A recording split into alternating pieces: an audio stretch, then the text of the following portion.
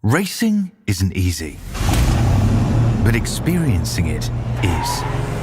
iRacing puts you in the driver's seat with the industry's leading sim racing game. Drive on laser scan replicas of the greatest racing circuits from around the world. Go head to head against other drivers chosen by skill-based matchmaking to ensure competitive racing at every level. Compete across all your favorite series. In officially licensed cars, engineered to deliver the most accurate driving experience possible.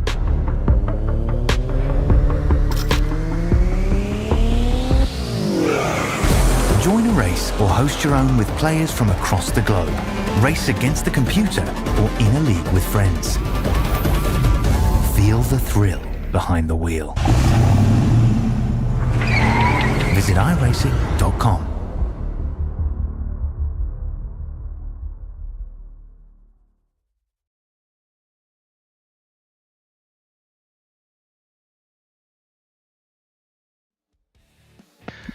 Hello race fans, and welcome once again to your Thursday night Australian NASCAR eSeries trucks. This time from the Charlotte Motor Speedway, race 1 of round 2 of the playoffs. We dropped 4 drivers from our pool of 12. We now sit with 8. A few drivers plucky, getting ready to see if they can set themselves up to be in that final 4. Of course, a race win will set you in there, guaranteed for that final race. It's all to play for. Dave, Charlotte Motor Speedway, it's a track that pretty much, if you've done any laps in a NASCAR at all, it will be at Charlotte. It's obviously a lot to play for tonight. What are your keen viewing things?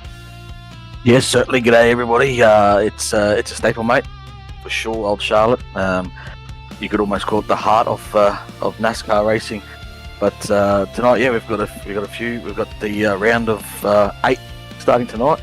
So we've knocked out 4, and we're left with another 8. So as you can see on the screen, we've got Newman, who leads that, Holdsworth, Riley Curtis, Josh Mickle, who are in the safe zone at this point in time, which is the dark section. And on the cut line, on the outer looking in, is Bradley Cairns, Aaron Major, Brandon Griffiths, and Gute Dahl. Charlotte sort of brings up, it's a good track. You can go racing here. So I'm excited to see who's got what, and it's a fast track. So yeah, look out for the guys that can look after their tyres and manage their stuff if we go green. That's it. We're just looking at the schedule there, and you see obviously next up on the schedule, just looking forward a little bit. Of course, our final race is Iowa, but before that it'll be Nashville and Michigan. So definitely some big wide open tracks. All 3 are certainly racy tracks, so it's going to be an exciting race tonight, the first race of round 2. We've got as well, we'll take a look at our grid in just a moment, but a few future boys putting their best foot forward for sure, and a couple of familiar faces up the front, but one in particular that is a bit of a turn up for the books. I mean, they've been in the playoff picture the whole time, they've had a strong season, but certainly putting, like I said, their best foot forward straight off the bat here. So I know there's a lot of fans of this particular driver. We'll toggle across to the grid now as the field gets ready to pull away. But everyone, keep your hat on. It makes you firmly in your seat, because wait till you see our pole sitter. Oh wait, no, I got confused. I thought it was Jason. Nevertheless, it's Brad Newman. Oh, that's the same old. That's not exciting at all. And then we've got Dave and Jack in P2. Dave-O. Yeah, Dave-O, exactly. We've got Jason in P3. Well, he was sitting on the pole for a brief period, so I'll forgive myself for that one. Riley Curtis in position 4. Andy Barber, a great starting spot in position 5. Zach Kerr, I feel like he'll be a little bit disappointed with the P6 starting spot. He's usually the qualifying king. Bradley Cairns, that's a huge one, Dave, which we've got to put a bit of a pin on that one to come back to, because obviously he's in the 8 for the playoffs, so that's huge for him. Brandon Griffiths, in P8 had a good run last week. Josh Mickelmore. Yeah, that's true, exactly. Josh Mickelmore, another one of our playoff drivers, but probably a bit further back than he'd prefer, I think, as well, there in P9. Dylan McDonald in P10. And just running out this screen, then I'll handball to you, Dave. Ryan Barber with a good effort. He actually was sitting at the top for a little while before some of the other times came in. I thought he might steal one. And then Tom Pritchard in P12. Yeah, a couple of good runs through there. We got Jamie Davis lighting up 13th with Matty Payton out there for a run tonight in the 58 for Nitro Racing. Aaron Dorman, 15th. He's racing for best of the rest at the moment. Trent Lavelle, David Lawler, Aaron Major, James Kai Clint back tonight in the 444, Marty Mitchell. We got Brian Blundell in the 21st and Cameron Pammett, 22nd. Nigel Seidel, the boss, was out there, and Kutal Dale in 24th. Yeah, sort of obviously one of the drivers and the first of a couple here that haven't set a time. So Fluffy Grocott in 25th, Brad Wright 26th, Gilbert in 27th with Calvin Clark and Joshua King rounding out the grid there for a P30. So that was all of you drivers that didn't set a time. But yeah, I mean, well, I gave Jason a pole position there, unwarranted, but Brad Newman, of course, he's stamping his authority. We're getting ready to go green. In fact, so I'll stop waffling, and Dave, you can call this green once Barry gets the flag out. Yeah, and we go green straight away, so nice even start. We've got Davo on the outside. I guess a really good jump, as a matter of fact, and he's going to lead this into turn 1 down here. And it's good to see Olin Jack back in the series. He hasn't ran a couple of races, but yeah, looking forward to see how he goes tonight. But Brad just sits in behind him. We saw Jason right on the hammer of Brad, so whether he just missed the start or was in the wrong gear, I'm not sure, but I'm sure he won't let it happen again tonight. We had 2x2 running through the first couple of corners, but it's strung out towards the front there, getting single file. We remember, of course, Dave, last week, Ryan Jones, we thought had a massive restart at one point. I think it was that first initial restart after the first start. We thought he'd got a massive restart, but in fact he got a black flag. I thought that might have been the case there for Olenjak, but not to be. He's checked out to a nice little gap over Newman. I wonder if he's a bit of the hare, and Holdsworth might be playing the tortoise here. Just doing a bit of teamwork to work against Newman, because obviously I think Holdsworth would love to get a win here early and lock his place into the final 4. Yeah, no doubt. As we see those truck there, Zach Kerr going to work on the number 5 of Andy Barber, who's running form at the moment. He's racing well, just can't seem to finish off a race, so can't get through him. For whatever reason, they're being in contact, but you can see a couple of cars on the high side. We've got Riley Curtis up there. I can see another truck that's almost up in the fence. I think that's McDonald back there, but this track you can use the high lane. Early on, you'd probably want to be on the bottom. But as the tyres wear, that top may come in later. 100% right. I took the words out of my mouth. In fact, Dave, I was going to say you can definitely do it, but you often pay the price later on down the track. But as you can see here, a lot of the boys just getting themselves single file, just trying to, possibly just even log a little bit of laps here, which is, it depends on your position and what your outlook is. Obviously, Cairns, we're looking at him just in front of us. Your P5, he goes in tonight for the playoff positioning, having a few bonus points up his sleeve, but he starts the whole kit and caboodle 4 points behind Mickelmore. So at the moment on track, he'd be making up just about that difference, wouldn't he? Be probably a point or two short. Yeah, you're right. And we've got the timing tower on the left-hand side. You can see our playoff drivers, which we've got 8 of the... we've got... No, you're right. 6. You're right. We've got our 8 drivers. We've got... Yeah. As you can see, they're highlighted in red there. But there seems to be a big clump of them in the... yeah, don't look now, Dave. There's a battle for the lead. Side by side, Newman looking low. And, after a big run of steam early from Dave O, Newman's certainly got himself sorted here as they go side by side once again, all the way through 3, all the way through 4 as well. They'll continue this battle, and you'd expect Dave O to get as they get very close. You'd expect him to get a nice run off this corner here with the momentum up top. Shot from the crowd. Yeah, they're loving it. They are not missing a second of this. Once again, side by side as they enter one, but it looks like Newman's done just enough to get himself clear. And he will not wait a moment to get up there and finish that move off. So that's that's an interesting one because Davo did run out early. It seems like it would be too soon now for that to be paying the price on tyres. I wonder if he's just seen the pace and decided to roll that back a little bit. Yeah, definitely. It is. It is also, like you said, it's still early days, so you wouldn't see too much of that deficit right now. But as I was mentioning before, we've got 6 of the 8 cars in the top 10, which is great to see. Our top 6 cars or 8 cars, all vying for the playoff spots into the final 4. So they're all got their best foot forward in there and looking to move forward. That's right, and I mean that's a great call. Often it is the cream that rises to the top, isn't it? But also using those colours as a bit of a reference point. The brighter red, the more vibrant red, indicates those that are currently in that top 4 position.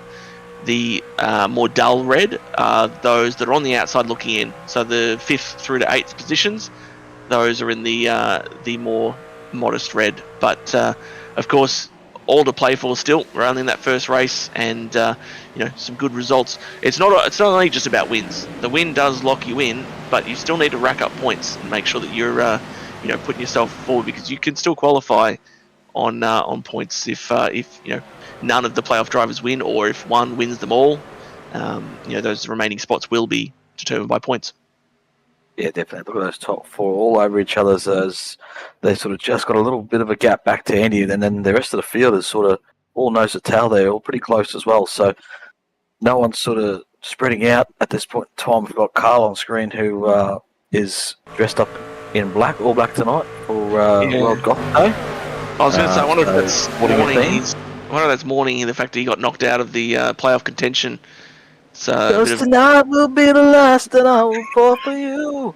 There you go, Carl. It's absolutely beautiful. I did not expect to get those pipes tonight, that's for sure. But I think obviously still reeling from last week. We got Aaron here. What's up ahead? Oh, what's it going on? They're going to make a tree-wide try to make it push there. Not sure which cars they are just ahead, but I think that's for our P3 position. Bradley Cairns, I believe. Oh no, you're right. Bradley Cairns on the outside there with Matty Pat in the 58 on his inside. And probably close to the ball. But yeah, go on. Oh, there we go. And one of the barbers, that's Ryan, looking low as well. Up ahead as well. One thing I'm noticing is, he didn't start that deep, but Zach Kerr already up to P4 and looking strong.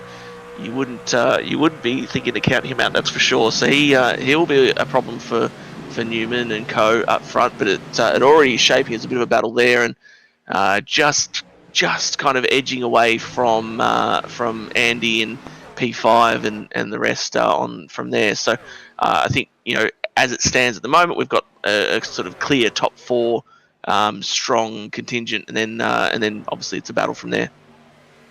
Yeah, for me, like Zach Kerr, he's probably ranged right up at the back of these boys, and really probably just sitting there right now. He's just riding, I'd say, and just saving what he's got, which is probably most of those guys there.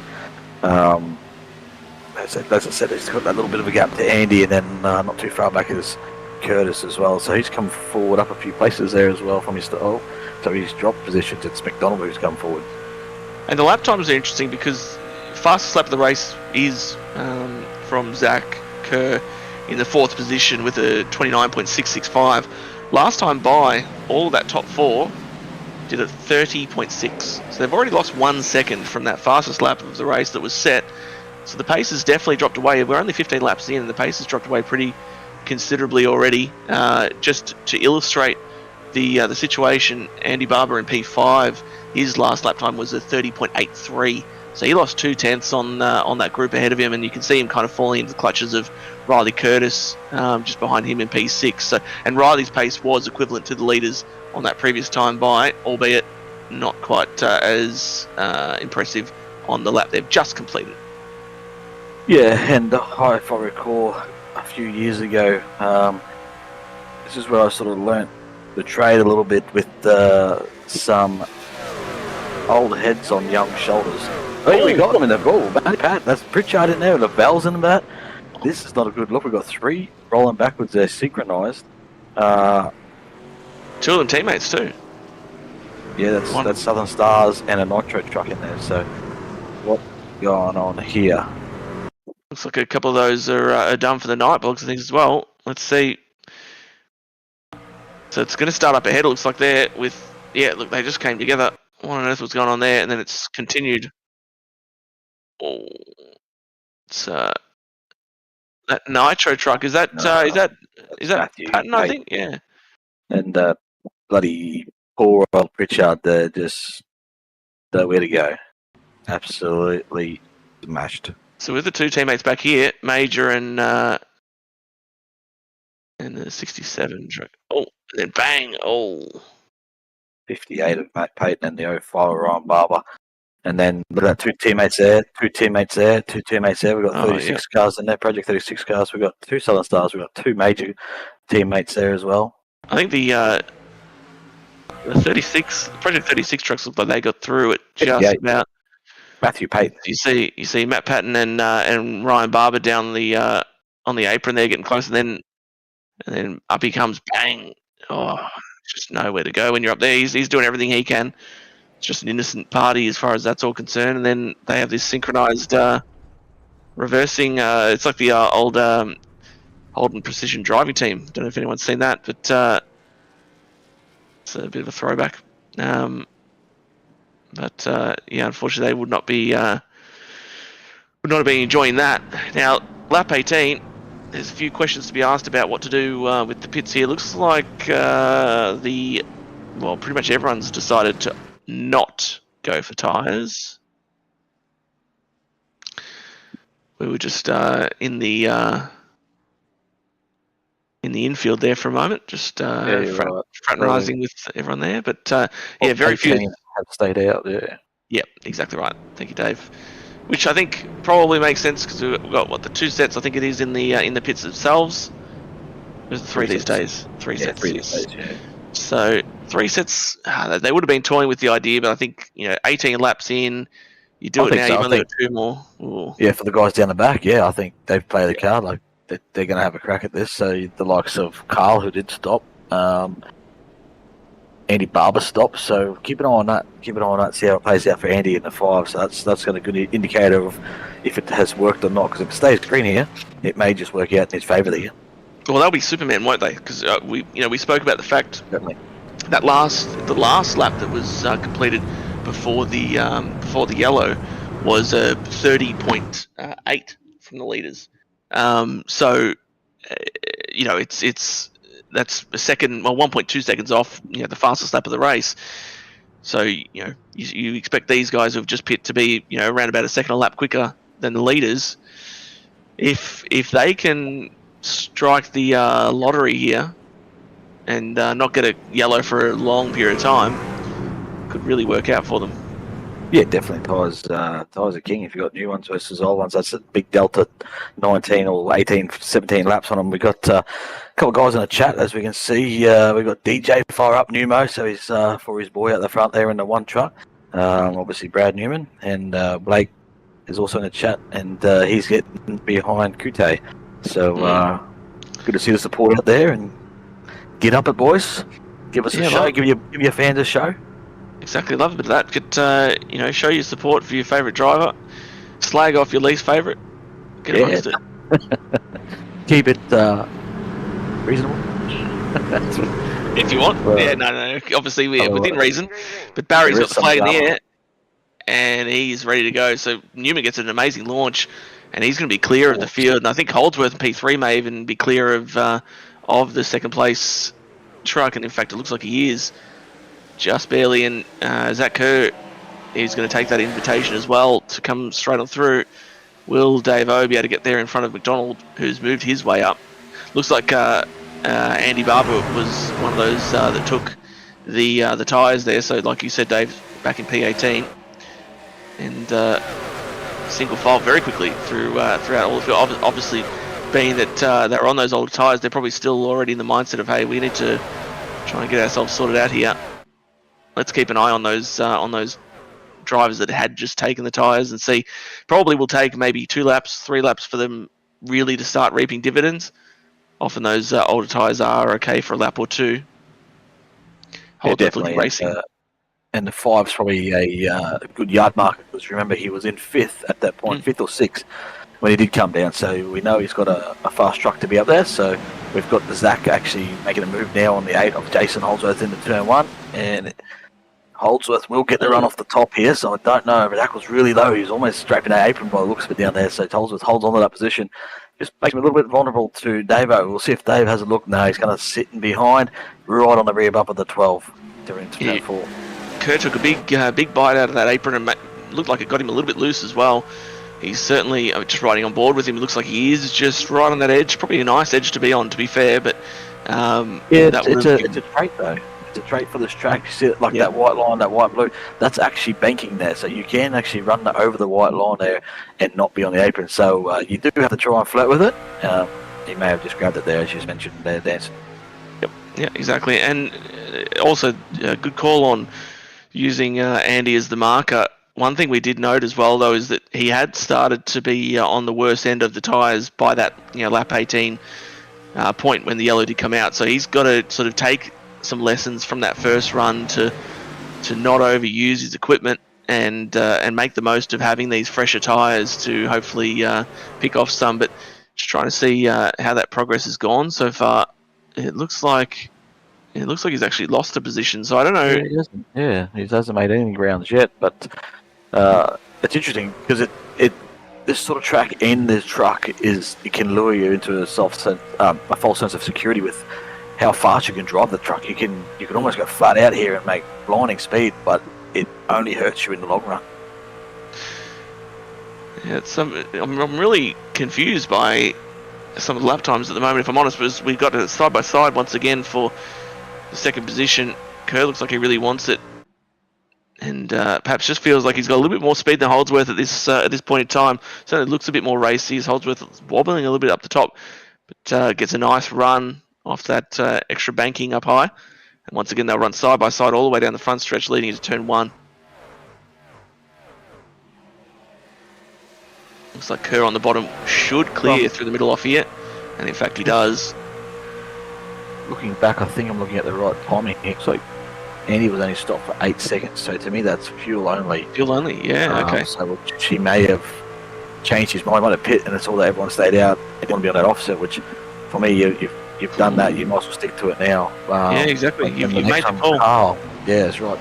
So Carl, I think, has taken the tyres, but he's just nowhere on pace. He's just got no speed. Give me an update if we can get the graphic on the pit stop one of if that might tell us even with the pit stop delta just for the last few, because I guess we don't really have the top 10. It probably won't show us yet, but I'm looking at the movers and shakers, and there's a few that would be interesting. Right on board with Brad Wright, we believe so pit time 16.8. Well, that's tyres. That's definitely tyres. Yep. Okay, yeah, so he's the charger. Yeah, he's in P13 at the moment. Also, Nigel's currently up in P16. He's made some moves. Curious if he may have been one of our... No, Nigel did not pit. I'm getting word that he didn't. So the next one, okay, getting word from the truck that the next one after Brad was in fact Andy, who, as we determined, he didn't seem to pit long enough. So he was only there for a short period of time. And there we go. That's the evidence that you were talking about, Dave. 8.866 seconds. That's literally only fuel. I don't know if I'd do that. I think once you've bit the bullet from P5, you've given up all that track position. You might as well give it a crack. Yeah. He always got his few more laps of fuel, which interesting. Maybe he sort of just freaked out at he was the only one that came out of the top 18, I suppose. And went against what he was, better judgment, took a sort of second guessed himself, as we see a great battle here for Zach Kerr, who's right on the back of Dave O at the front here, almost giving a push down that back straight there. It was the other way around, I think it was. Mickelmore making a charge up here, so we've got Nitro, and we've got a 35 as the American, so he's not in the playoffs, but the 8 and the 31 who we're riding on board with is in the playoffs. If you see the 3-1 has actually gone to the top there, so Davo's decided to run the top. Zach's down, still down the bottom. And he sneaks on back in there, so let's see what Josh does here. Yeah, up ahead for P2, like you said, they are side by side once again. Josh looking low, seeing what he can do. A great battle for second position at the moment. Yeah, it certainly is, but the interesting is no one's sort of got the answer for Brad right now. Who's sort of got a nice, comfortable buffer, if you will, if you want to class 9/10 of the second as a comfortable buffer. But right now, like that's a pretty big gap on this at this point in time. Interestingly, Davo was just shy of a tenth quicker than Brad up in P1 there last time by. So we'll see what this time past the stripe does. It looks like a 2.30 for Newman and a 1.23 for Davo. So again, a tenth quicker, and he's considerably faster than everyone else. Kerr in P3 is struggling. His last time by was a 31.49. Yeah, it looks like he's actually dragging a truck. You can see some sparks out of the, not with the 35 or the 12. You can see that it's just every now and then it gives a bit of a spark off there. So I don't know whether he's dragging any of that spoiler or the track bar there or something. But yeah, we did see Davo sort of back off. He was out in the lead, and then he sort of backed right off. So whether that was the master plan on lap 7, we suspected that might be the case, and now I think we're seeing the true form of what actually took place there. Exactly. I was struggling not to jump over there, Dave, but we had a huge move from Dylan McDonald all the way through from the high lane, cut low through the bottom. Josh had a bit of a look as well, but Dylan McDonald has amazing speed at the moment as well. He's on that similar speed as the front three, so that's the clear top three at the moment. I think Josh has a bit more speed as well, but just can't really get around. He's sometimes a bit too nice for his own good. Is Joshy? He's got a lot of speed. Yeah, gentleman racer. Yeah, he's definitely the gentleman racer of the pretty much Australian sim racing in general, I'd say. Certainly NASCAR side has a bit of a look here, side by side with Zach Kerr. He's certainly got the advantage over Kerr at the moment, so he should get this done. Just needs to get that grip up and get the speed off the corner. It's not going to be this time by. Still side by side, running down the front stretch. Looking into turn 1 once again. Kerr up high, and like you said, Dave, there's something going on with that truck. I mean, it looks like he's now all of a sudden just found a little bit as he's using the high line to his advantage to get clear of Mickelmore once again. Yeah, you can see it's come up with more sparks. Maybe it's sparks. I don't know if I'm seeing something, but I'm seeing something anyway.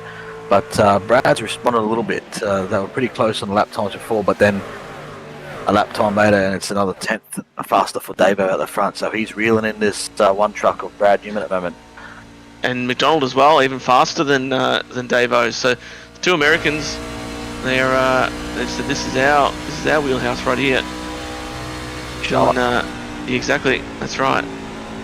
He's he's making the high line work for him as well. I'd be a bit nervous about the long term effects of that, but he's getting after it. And certainly, I mean, this long into the run, you probably breaking even with where the tyres are anyway. Probably can't get him any worse. But all these boys, actually, as I say that, they're all moving to the top. If you look at the times, wow, look at that. So Newman with 31.51. Davo behind him with a 31.25. Dylan slightly slower, 31.31. But Davo has a ton of speed right up against that wall. Kyle Larson style, just using every millimetre of racetrack to get a nice big run. Look at this down the straight. He has to have a look. And he does. Looking low, side by side as they enter turn 1. He's looking good in that 3-1-1. I don't know if the bottom is the spot for him. I think he's got to do it around the outside. You're right. Yes, it's similar to what we saw with Mickelmore before. It just kind of, you lose that ability to maintain the momentum and get the run off the corner. So I think he's going to probably use that now that information to rethink how he attacks this next one. He's still got mountains of speed over the number 1 truck ahead of him. Does Davo? So how's he going to attack this? Surely he runs the top here, and indeed he does. Seems like he's a bit more comfortable being right up against the wall too. Like he's right up there, whereas Newman's probably half. Yeah, that's right. Newman's probably half lane off it, whereas Davo seems to be more on top of it. But right now, Newman's just error blocking. It's Davo steps over the mark. So we said he was up there. He was right up there this time. So that's the risks involved. But the one truck, I suppose you call it a bit of an aero block at the moment. So right now he's comfortably able to hang on to that lead by just running that top lane. So he's not going to make it easy for the 311. No, even though the Davo's got that extra speed, it's still a lot. It's still a fair bit of drive and make this pass here. Let's see if he tries it down into turn 3. If he tried it through turn 1 before, let's see if he goes through turn 3. Lap car up ahead. Hopefully doesn't get involved or get in the road of this. As you can see, that top side just carries that momentum all the way through. He just couldn't hit the bottom there, Dave. He just couldn't. Yeah. He couldn't get right into that that bottom, which I feel like you need to. Is he going to go high? If he goes high, it maybe work out for the 311 as he goes off the exit here. What's he going to do? Oh, yellow. He got a yellow. Oh, Davo's having a. Dave's in the wall, yeah. That's Kevin, I think, or Grocko. Fluffy Grocott. He was almost to the point there. He almost probably had it, and the yellow came out. But it was just about to get interesting on the exit with that Aaron Manger. I think that was the car. Sort of. This is teammates. It's the 86. That Brian. Oh, yep. Yeah. And launched, and he's going to hit again. Rundell and Fluffy. Oh, we got guys so much through there as well. Lucky no one else got caught up in that one. He wouldn't be feeling too fluffy after that one. Oh, actually, right ahead there was a late finisher. So we got a bit more contact there. Is that what you saw, Dave? Yeah, so watch the 73 here. We switch to 73. I think he gets a little contact. He gets going. Any second now. And I'm sure someone comes ranging in here. Oh, no, it's up ahead. There it is, yeah. Who's that? That was that young Ryan again, I think? 05, I believe, maybe. Yeah. Yeah, so there's a bit of afters as well, so. Yeah. This time we're going to see a lot more cars down pit lane for some service this time as they all pile in down here, led by the number 1 truck of Brad Newman. 100%. And just the Lone Ranger out there, Brad Wright, probably too early to come get another set, so he's got to sit out there and take his medicine a little bit now, unfortunately. But as the rest of the field peel into their pit box,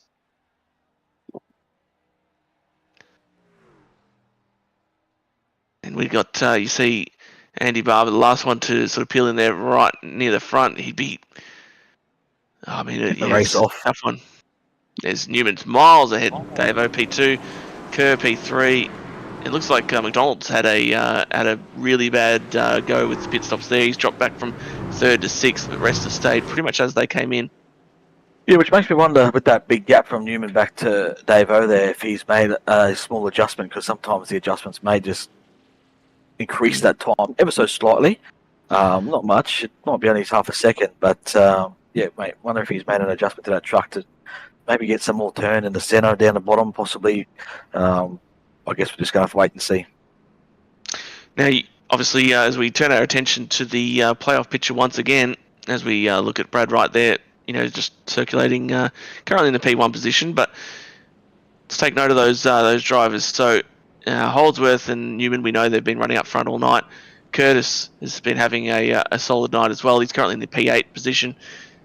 Josh Micklemore also having a strong night, currently in the 5th position. Let's see how our other boys. So we've actually got the 5th, 7th, and 8th playoff position trucks are running line astern currently in 10th, 11th, and 12th. So they're right under a blanket. And the only one that's really having what appears to be not a great time is Major, who's currently sitting in the 25th position. Obviously was caught up in one of those wrecks a little bit earlier.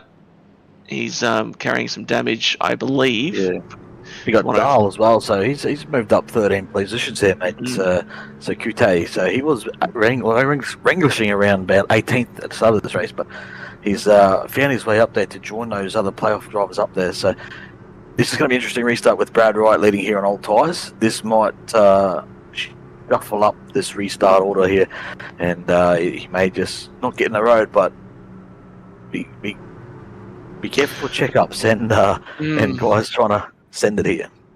That's true. It can be a bit hairy when you've got someone that's on significantly older tyres. Because what his would be, in the order of about 30 laps or near enough to 30 laps old now. So that'll be very second hand. But he probably needed that run just then to have gotten to around about lap 50 or 60, and then he probably would be worth pitting. But as we get ready here for the green flag once again. Barry's got the flag in the air as they get to the restart zone, and they're away. Nice restart, actually, all things considered, with those older tyres, but he will be engulfed soon, you would think. I was looking early on Brad there, just trying to get some truck in there to get the car inside as they get it. Oh, Brad sees it coming. Brad sees the one in the mirror and just gives him a bit of space. And Dave, I knew we had to try and get that move done there, so he was pretty aggressive. So we'll see how these guys race this time in these early parts. You see Brad just up the track there now. He's into the fence. And Davo on all tyres. He's going to save it. He's going to save it. The 3-1-1. Oh, he must. He saves it.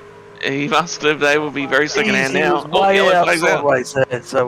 there's a yellow flag. So I think that's all just come undone for the 19. As we said, it's going to be trouble there. But we're going to have to get a replay of the 3-1-1 at some point and just check that save out, because that was crazy on cold tyres, I should say, getting into 3. Yeah, he was very. It just went out of shot. We were looking at Brad Wright in the wall, and then look at that, Dave. Wow, he's right out sideways. Zach Kerr's backed out of that. He's pedalled that to allow him to save it for sure. Absolutely. And rightfully so. I'm going to say the caution is just a bit of a phantom caution by the looks of it. But I think the save. They've pushed the button because of the truck being perpendicular.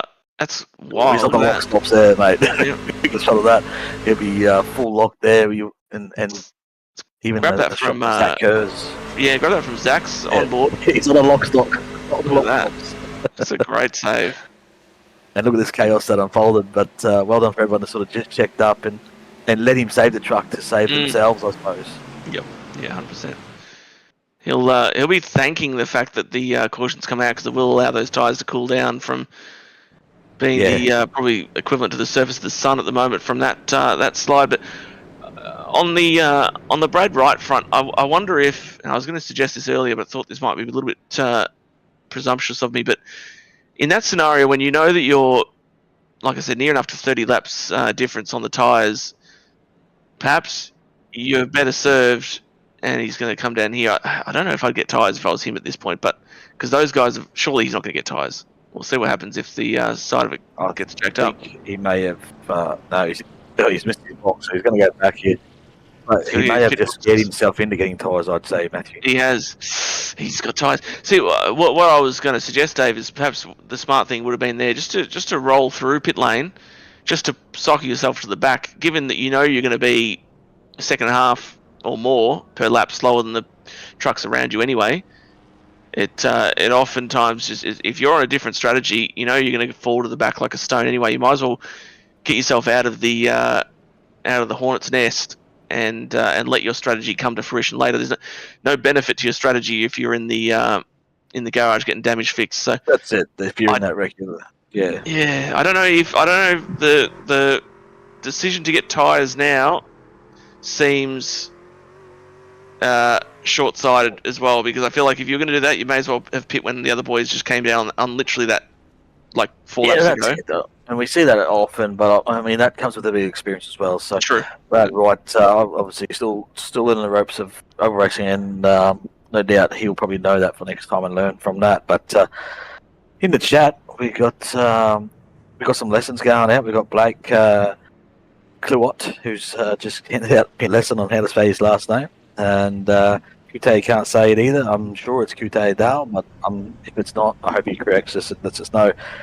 We got Tom Pritchard's having a yard sale. He's selling the broken truck. He may have some more luck with Dale Jr. actually in his junkyard. We got Lethal John out here. He's got a Fantasia truck out there. So yeah, Nigel's out there. So he's out there running for Fantasia out tonight. So good to see a bit of support for Nigel. And Ryan Barber is in the chat as well, so that's not ideal for his night. Not on the track, he's in the chat. He under caution. I thought his scenario was that one on the backstretch. I thought where he certainly was.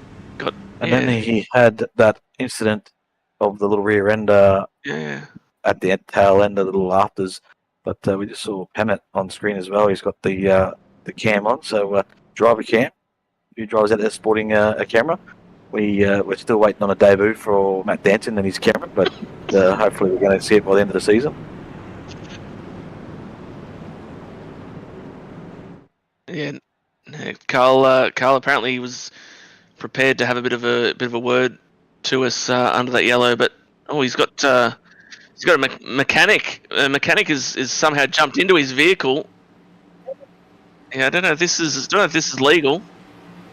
Oh, that's devices. He's got the telemetry out for him. That's right. As Barry gets the green flag, and once again we're off and racing. It looks like Newman was a little bit more reserved on that restart. Didn't quite get the jump that he had on previous, or maybe just Micklemore did a better job. Although now I say that he's dropped back to about the third position. Holdsworth has followed it, Brad through to get a nice P2. It's kind of gone under the radar a little bit, has Mr. Holdsworth, but he's right up Newman's clacker at the moment. Yes, so a little bit straight to the top here, trying to make amends for that sideways action. And we're on the fence here, in the stands on the fence as the cars come roaring past into turn one. As Holdsworth's looking high. And Josh Micklemore is getting robbed by side, and Jason just sort of goes down the track there. He's going to make the move on Brad here, so he's going for it early. He's going after it. When Brad's not going to have it that easy, he said, hang on, fella, come back. Oh, the 8 just gets that twitch, the same as the 31. So he's now suffering the same consequence and just gets right in the front of the 31 there. That's painful, the 31 to be sitting right there, and that happens. Yeah, Josh will be fuming about that one. Jason got a little bit overexcited. You feel just on that moment there. Got the bright lights of the lead were looking straight at him, and he threw it down in there. Yeah, exactly. The headlines were written. He was riding them as he was turning left. That's right. But unfortunately, he needed to be able to get out of the corner as well, and he was loosey goosey. But once again, Davo. Yeah. He's right up there. And Zach's got his thing sorted out. Now, I wonder if, obviously, Zach is a very intelligent young man, as we got Davo looking low on Brad Newman once again for the lead, side by side as they enter turn 3. Just about cleared him before the entry. He was so fast, in fact. But they still side by side as they come through and out of turn 4. Zach's going to give him a push and try to give him a helping hand, push him through. I thought he was going to take it 3 wide there, but left Brad's me hanging. Yeah, Brad is very tough up top. He's got to get down that door as he's going, getting down on that right. Tough, getting that job done, hasn't it, Dave? Just up top there, or on the low side, I should say. Really tough to get the pass completed when you're on the low side. Yeah, certainly. And Zach right now, all he could sort of do is watch and pick a lane, but now he's going to go to the top side, so he's actually going to put the 3-1-1 under the pressure on the exit of the turn here. Go up to the top. Come on. He probably won't get there this time, but it's an option. So now he's probably going to just push the one truck down the back, and it's going to help him get to that position. Then he's got to try and deal with. As the one goes to the low side, so he drops down and takes the low line through turn 3 and 4 just to change it up on us. And it spooked Dave a little bit as well in the process of doing that, because he kind of just jumped out of it, and then here comes young Kerr. Brad's giving it. I think Brad might not have been wanting to run the top quite as much. The longer you do run it on the early phase of the tyres, the sort of the more pain you do feel eventually. But Kerr, here we go. So Brad rocked the move down on the inside there from Zach. So for whatever reason, Brad seems to enjoy that. Well, at this point in time, like the bottom more, so you can see, that's going to get tight. He's just got clear, or not clear. He's right on his inside there, but for whatever reason, as you said, Brad's truck turned a bit better at the bottom than it does on the top. So let's see if he switches back. He's going to try and get the switch back, and he's got it. He's done the old. They got into each other. Down the next straight. This is great racing for the lead, and Davo's gotten involved again as well. He hasn't forgotten. Side by side once again, running through 3 and 4. Yeah, Newman's truck just looks stronger. He's able to keep that speed and momentum through the middle and off, but Kerr comes back with that high side momentum as well, getting squeezed right into the outside wall. Yeah, that's tight racing. He's going to return the save. He's going to put Zach's up the track a bit. Zach won't be too happy about that. It was just that little moment there. Newman got a little bit tight, and in all talking, and sort of just made a little bit of contact that sent the 12 up in the fence there. So that's 1-0 Newman. That was probably want to see that one again. That was an interesting one, but it certainly destabilised Zach there for the time being, and Dave obviously had to back out as well just to make sure he could gather that up. Seriously, look at this form. We got Nitro trucks. We got Holdsworth, McDonald, and Riley Curtis now in the back there. It's a swarm of cars, of Nitro cars, and Dave O from the Great Mansion. 5 Nitro cars. You can throw a blanket over a lot of them. That's all true. Fighting, all chasing after the one car out front. It's a Newman effect in full swing either night. It's you got also the Nexus truck there in P2. It's kind of like there's a meme. I'm not sure if you're familiar with Dave as a young lady sitting there and then surrounded by a group of gentlemen. That sort of reminds me of this situation here. That's the catch, mate. I've seen that.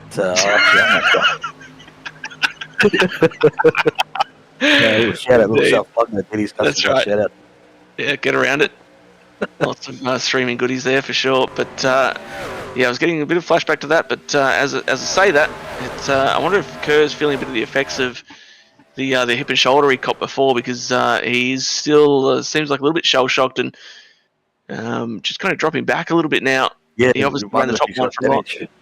Yeah, you wonder if he got any damage out of that, which is possibly because he sort of hit it at a fair decent whack on that right front. So any sort of damage will harm that right front tyre as well. But we'll get the drone out. We've got the drone out to get a good look. There we go. We got a good look on top there. So that doesn't look too bad, but yeah, it looks alright from up here, doesn't it? It's hard to say.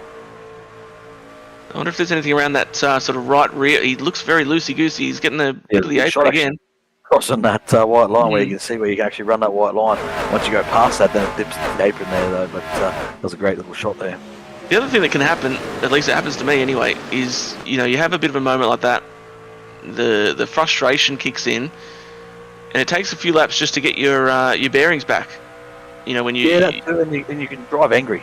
Yeah, exactly. And I feel like it makes you slower for sure. So there could be a little bit of that at play. I can't quite see if on his door it's bent up a little bit. I mean, it looks pretty straight from here, but Brandon Griffith's making moves on Zach Kerr right now, so let's not worry about Zach's damage too much now. It's pretty evident. We might Brandon's get some getting tight right in the mid-turn, so Zach's going to have a second episode of someone getting tight in the middle. And the 36 just found out how hard it is to pass down on the inside. Yeah, I think Brandon was just trying to check the damage as well. He's getting right up close and personal, but as we look up ahead, here we go. Gentleman racer Josh Micklemore, P4. Strong drive so far. Still seems like, once again, as we get some laps on the tyres, it's the Davo and Brad Newman show up in the first and second position. The lap times, though, would suggest that it's still all to play for across all of the top 6. Back to your man, Riley. Yeah, certainly. Good point there, Matthew. But I've got inside information that that Kerr is battling wheel damage, so he must have some sort of steering damage. So, which explains why you can't see the damage on the outside, but why he's dropping back so much. And just on that, we've got Geordie in the chat as well, who I think is a Newman fan out there. So he's pinched him a bit. That would have been one of those moves, just a little bit on the inside there, as you do. That's how you race. That's the not the games, but that's how you. That's the style of racing here. You got to pinch that driver on the inside, and just make him nice and tight, and you keep that position of momentum on the top. Surely that's a fine for Zach for using a device while driving.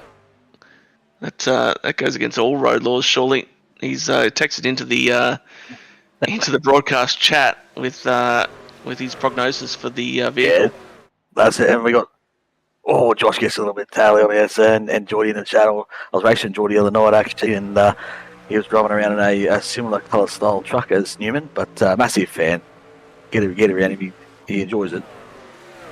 The Lobs boys certainly do not trouble the Adobe Photoshop for their paints. It's always a MS Paint job, that's for sure. But striking colours nonetheless. Brad is actually getting loose now, so he is. Dave would have seen that, and he's probably smelling a little blood in the water, which sort of happened the last run too. It sort of trended loose for the one truck, but then he just took that top line away from Dave and he couldn't really do anything. So this is the battle resumed. So here we go again. Oh, here we go, Big Sen. Side by side down the back stretch. What can he do? Dave-O, as he looks low, he's trying to get it. Looks like he's trying to get it clear before he got there. Oh. Yeah, he sent her in there pretty hard there that time. And look at that pack behind. They'll be watching. Micklemore will be watching that. Obviously, he's got himself up to P3, which we've kind of not really registered. Is that I think Holdsworth is dropping back from that group, but Josh will just be trying to bide his time, you'd think. But Dave-O's having another little nibble. Certainly seems like he's got that pace advantage, Dave. Yeah, I reckon he's giving him a little nudge down the back straight there. Yeah. Oh, he's up in the wall again. He's up in the wall. He's running the last on line, which is, like I said earlier, is risky, but he's content to stay there, and he's got speed from it. But it's how that he's got to find a way through Newman, so he's got to work it out. Because he's definitely got the faster truck, but he's got to find a way past. Exactly. I was going to say that, Dave. What can they do? What can any of these guys do at the moment? Whether Josh is able to get himself back up there as well, or Dave is able to have another challenge. They've shown they've got speed advantage at this late stage of the run, but no one's shown that they can actually make the overtake. So what can they do, Dave? I think you're going to be more aggressive with the new tyres. As much as you don't want to take too much life out of the tyre, as Newman now goes to the top to just block that run from the 3-1-1 up top.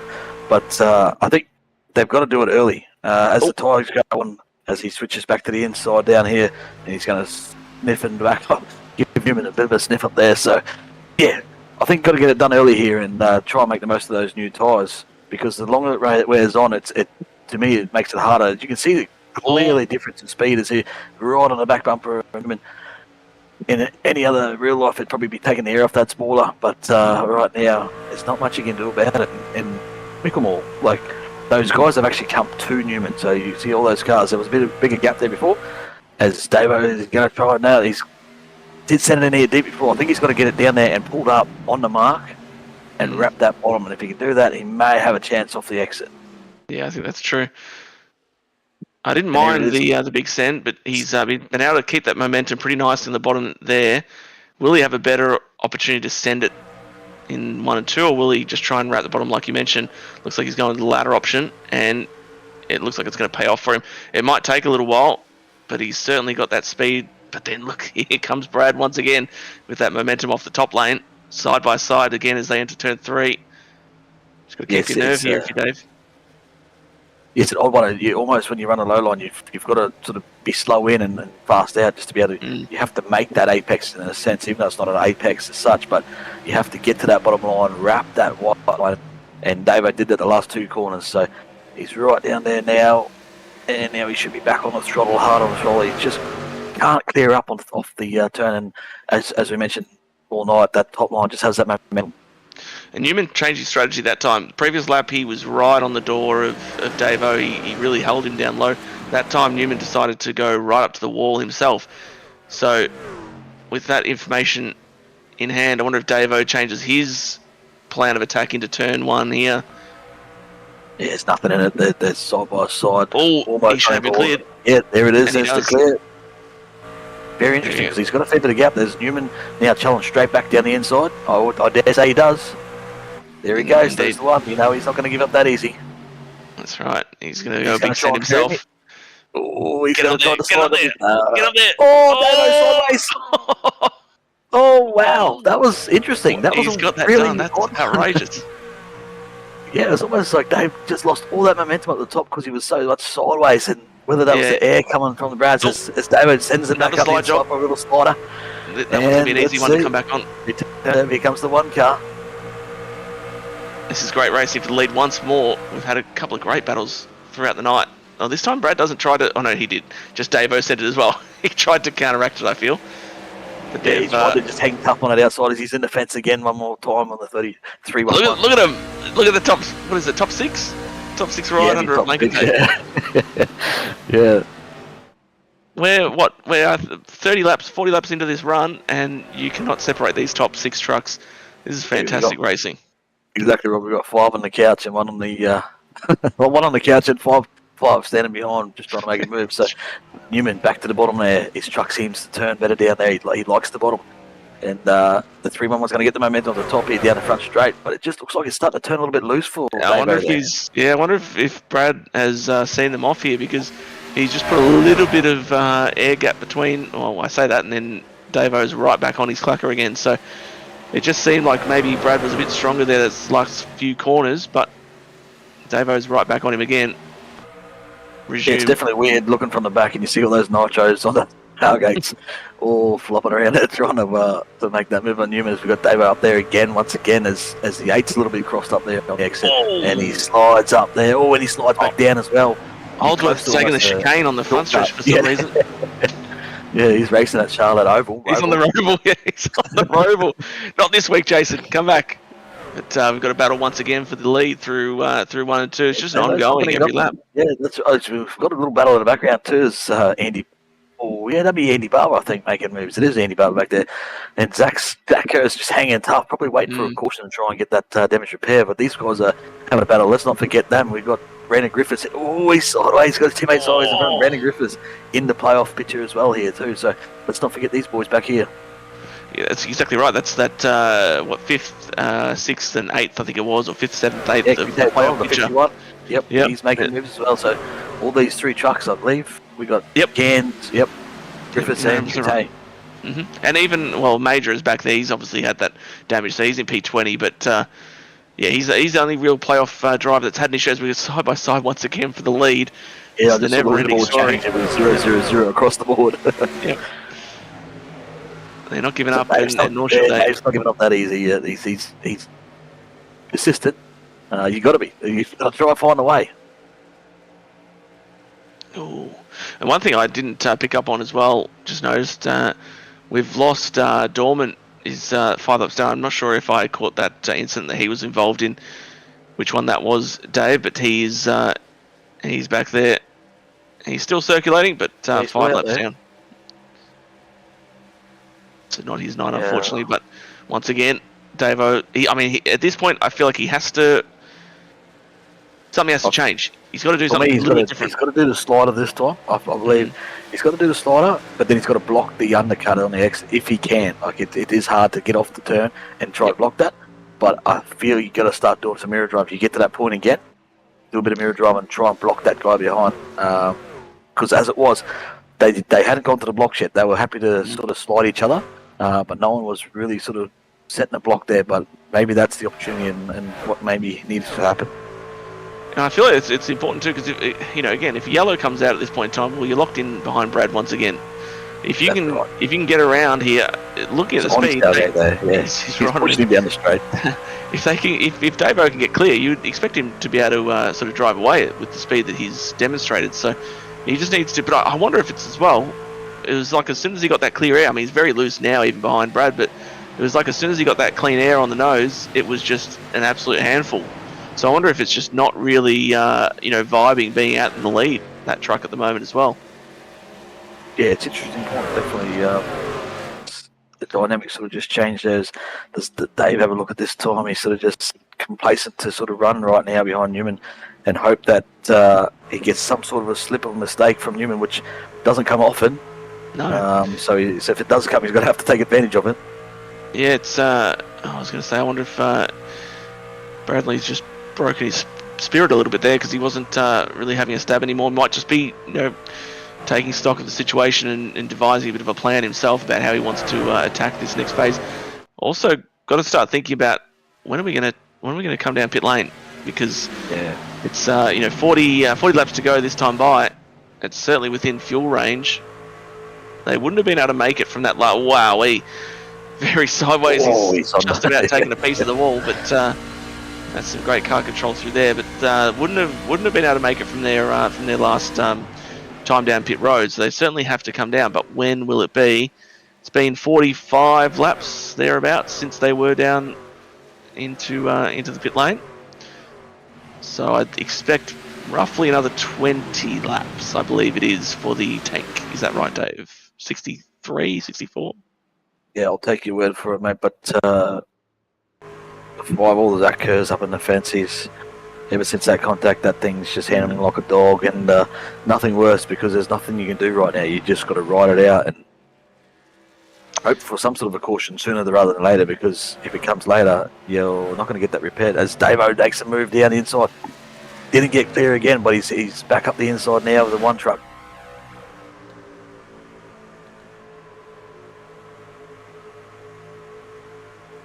Yeah, check the run here. The momentum should swing back to the one on the exit. He's had a good run through the middle off, though. Yeah, that wasn't too bad that time for the 3-1-1. I mean, a Big Sand may be due here. He'll be the better judge, though. He's the man behind the wheel. He knows how his truck's handling. But he's just got to change up. I think even just maybe not being quite as kind to Brad there.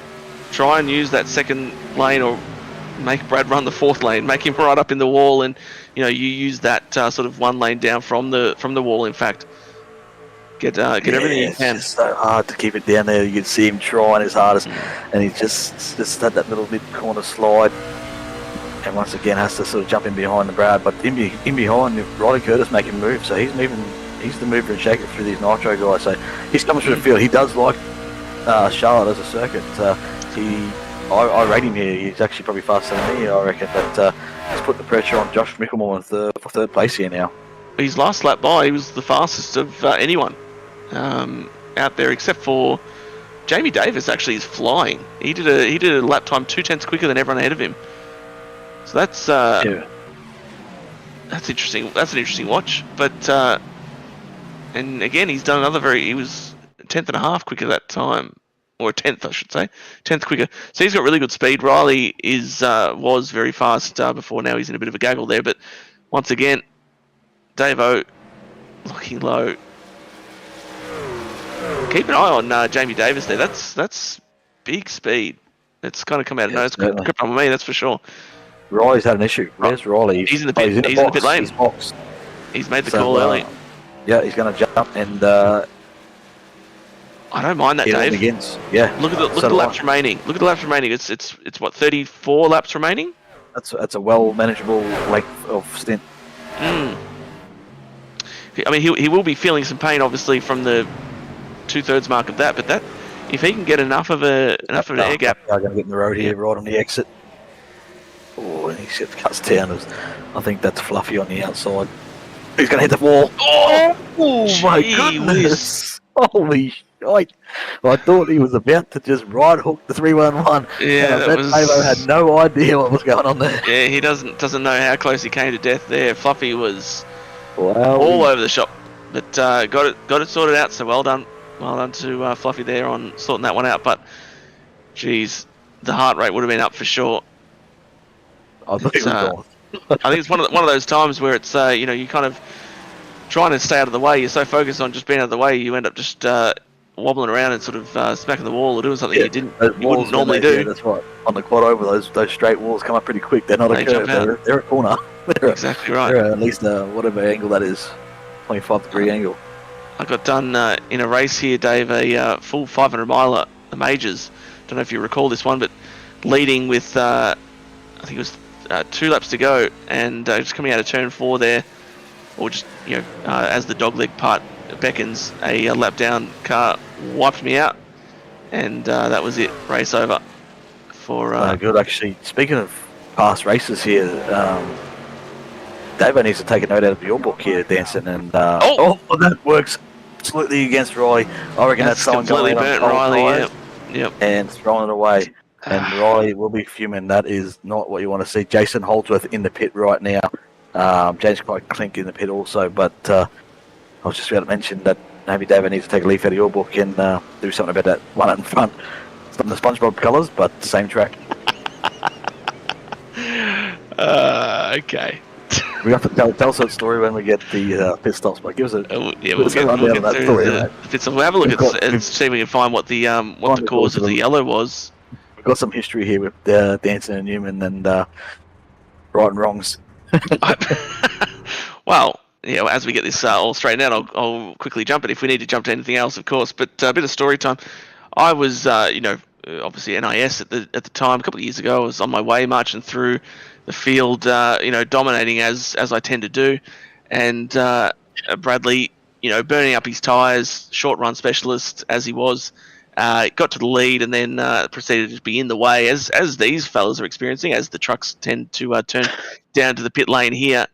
But got my nose up the inside of Mr. Newman there, and unfortunately he just was committed to turning left and wrecked himself across my nose. So no fault of mine, but unfortunately wasn't able to steal the win that day. Got a second place to a teammate, but it was a fun race nonetheless. Whoa! There we go.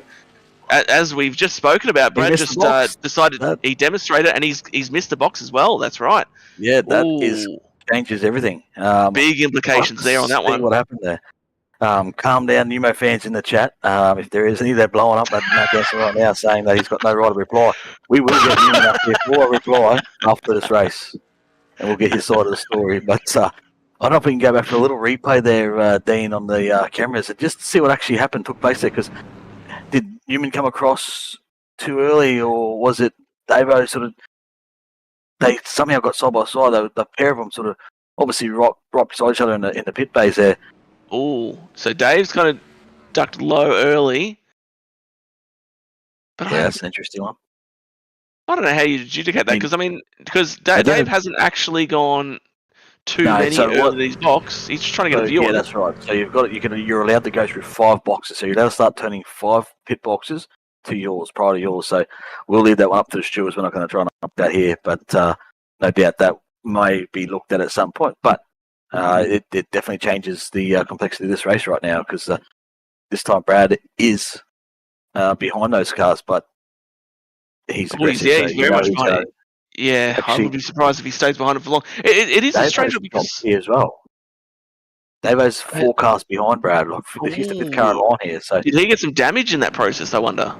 Are we still on slow mo there? So I don't know if we're live, but things gone array here, and it's going to be McDonald. No, we're misled because of course the trucks that were getting the wave round. So something. I wonder. Newman should be leading this race, and Davo should be second. Well, I guess the question is though, did Dave have some damage? He must have gotten some damage from that, or he's decided to sabotage himself in order to not get a penalty or anything if he thought maybe the move was egregious in any way. I don't know how. No, I all they came up the road. Anyway, that's a mystery. That one we're not going to waste too much time on, but it is. Nevertheless, what it is. Our leader is Ronald. He's that's a stitch up and a half. He's got himself to the lead. He'll be smiling. It's a happy day for Dylan at the front. All round. Big Max all Indeed. Hopefully he's got some special sauce for the boys here, as Barry has the green flag in the air waiting. What will Newman's reply be here as well? First time he's going to least done anywhere else in the league. My prediction. As we say that, look at that restart. Dylan's on a march. Micklemore back there looking like the Hamburglar, just getting through into P2. A couple of Hamburglers running around out the back there. And we got another yellow. So that changes. That does change everything, yeah, because now Brad's going to be right there in P3. They were struggling to get going there. They were banging and banging and carrying fishtailing down that front bit of section there for about 100 metres, and something's come undone. But yeah, obviously the Nitro guys have probably called this restart and got the jump on Brad, but Brad now gets the jump seat is P3 here. You get a really good start behind the leader. He's just got run over. What on earth? And he's going to make sure he levels that one. Look at that. Poof. Goodness gracious me. Big clumsy back there. That was weird. But not, I don't know. They, yeah.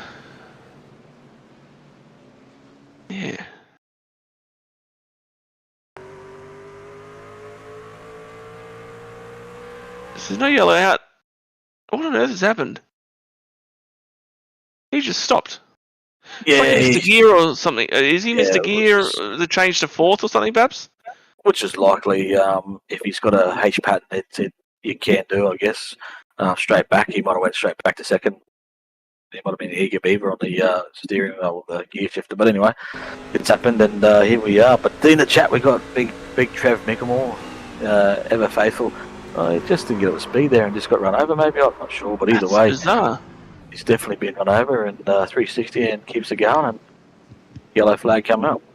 Trev Mickelmore's got a prediction: top 3 Newman, Olenzak, and Holdsworth for the top 3. 31 will turn to junk. It's free to go. Seems to run out of time lately. He's come to drive by there for Joshy. That's he is absolutely harsh. in the chat. Bit harsh there for Josh. He got better as we ran. That was good. Well done, Trev. He's harsh on the young buck, mate. But that's only your father's love, mate. That's right. Character building there from Trev Mickelmore.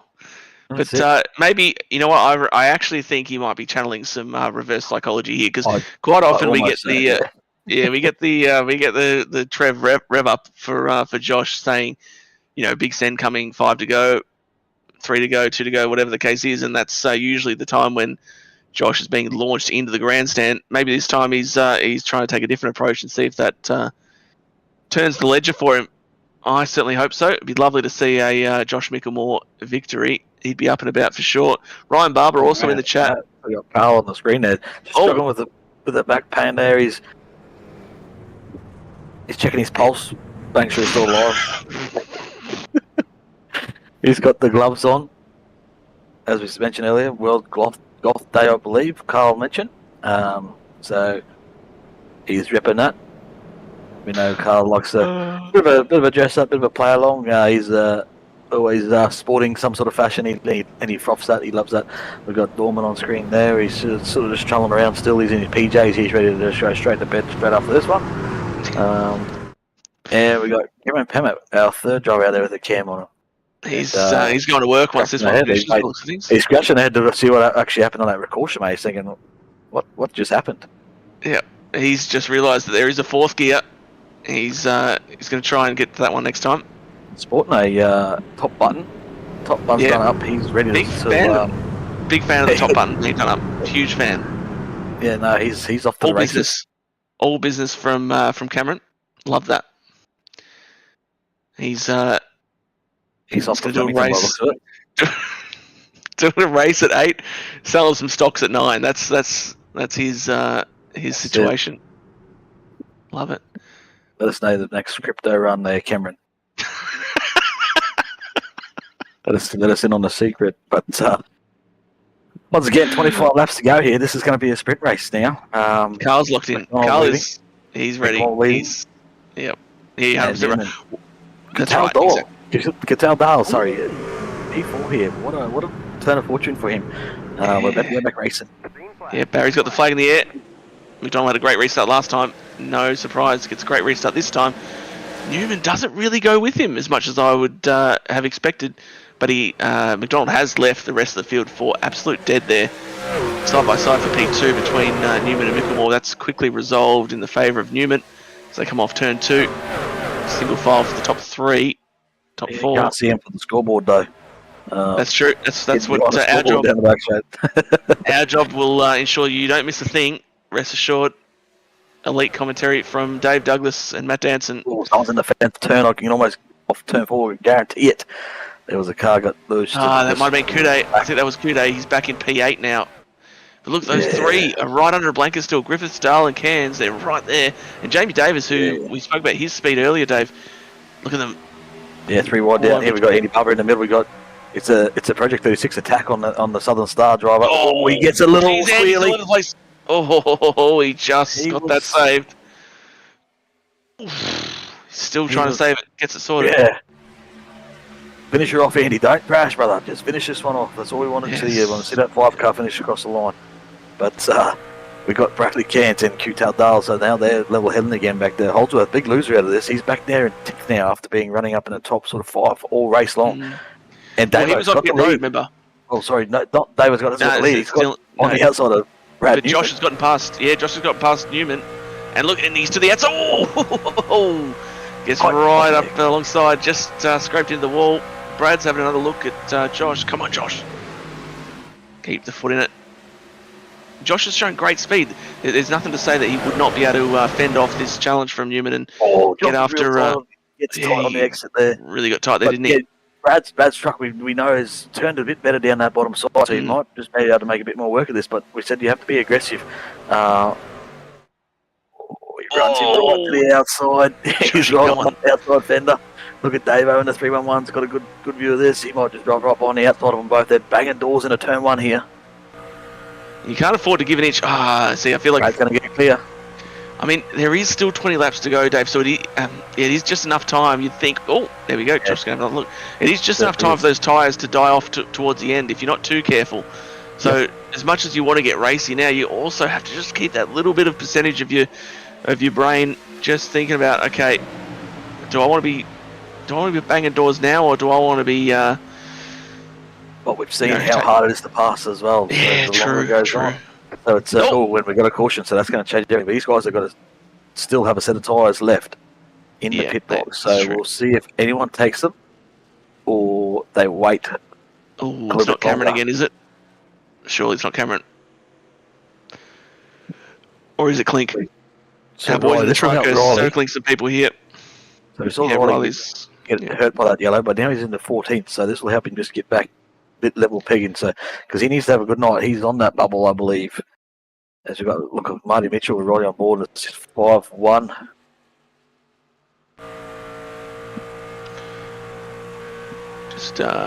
We're just getting a lap on board at the moment. Just this is the POV for. We're pulling up. Cars are pulling up ahead of you. Surely yellow must be out already. You'd assume, so looking at the light, the yellow is out. So it wasn't Marty by the looks of things. He's all right. Where on earth was it? Was it further ahead? We've forgotten about Zach Kerr a little bit. Is he okay? He's in the P15 spot currently. I assume he's gotten all his damage fixed at this point. I hope. Yeah, you'd hope so.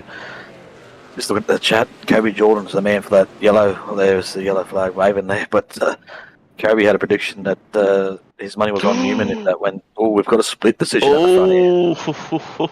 Split decision.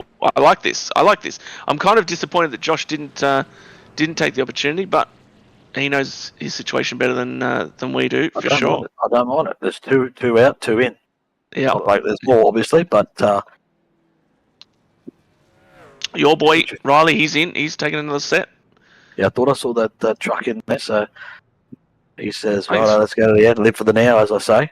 Yeah, exactly. And look, you're not going to come down again, even if there was a yellow in 10 laps. I think that's a bridge too far. Like, I think exactly Newman, if the yellow does come out in 7 laps, there's 10 laps to go, I think he still stays out. Yeah. I think this is a good call.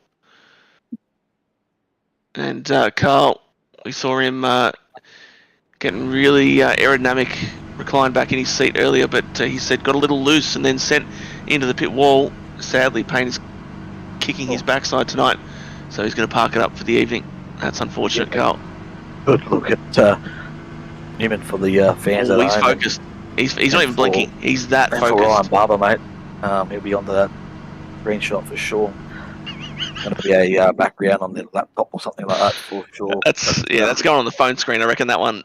Just stare straight in the eyes each day. Get the inspiration. Absolutely. Channel is in Brad Newman, but has to be done. That caution may have been far lost as we get another look. That's the HD quality we've got with the cameras these days. We can see right, almost into the soul of the driver, and he just his eyes forward. Into the soul. There it is. That's right. So we can see inside his skull. Even he's there's not much there. He's just completely eyes dead straight forward. He's locked in, mate. Picture of focus is Brad Newman, 100%. And look at these Project 36 cars here. Yeah, they've crept up, haven't they? We've been talking about them. We've said that they've been running laps outside the league and work on their racecraft, and it's great to see these 2 cars up here now. We got one of them is in the playoff, Brendan Griffiths, and he's loving life at the moment, being in that playoff position and enjoying his racing, and he's got a teammate, Jamie Davis, on his outside here for this restart. And now Griffiths as well, pre-race, had made it known that he had a sore throat wouldn't be available for a post-race interview if he did make a good result. I thought that was a little bit presumptuous. Yeah, surely you've got to, if it's a win, you've got to come in. I like it. But I love it. yeah, no, he was confident, and look, the confidence was warranted because they're right up here. And there you go. We can force an interview out of him. I don't reckon he'll give it up. He was up there last week. Yeah, exactly. He was up there last week. P2 finisher from last week, so he's in some form as the pace car pulls into pit lane. Yep. Now the leader has absolutely spanked him every restart so far tonight. I don't expect that necessarily to change. Where's our tyres at? Tyres, yes, that's a good call. We'll review that in a second. P11, I believe, but Newman gets a solid start, and then who's that? That's Brandon following him through there, so should clear Josh for second spot. He does it, in fact. 4 or 5 wide. Gaggle, gee, yeah, that's those tyres. I think getting after it. No time to waste. 15 laps to go. Certainly right. And so McDonald, we got him, Javo's on the bottom down there, and that bright yellow truck back there as well. And 31's looking the 36 at the moment. Yep, exactly. He's going to try and get that clear off turn 4. He should get that done just about. He does indeed. Good call, Dave. They were throwing their record in the background. That'll be some of those tyres, you'd think. Oh, who is that? Oh, that's Davo. There it is. It can be a hard one. I expect to see more trucks. Speed on that exit. Yeah, exactly. Yeah, he would have been all over them. They were 3 wide in that backstretch for a period. You called it, Dave. But I almost expected from that initial shot we got that there might have been more trucks involved in that. But look, is he going to get loose like he did on that earlier run? Yep, that's all on his own.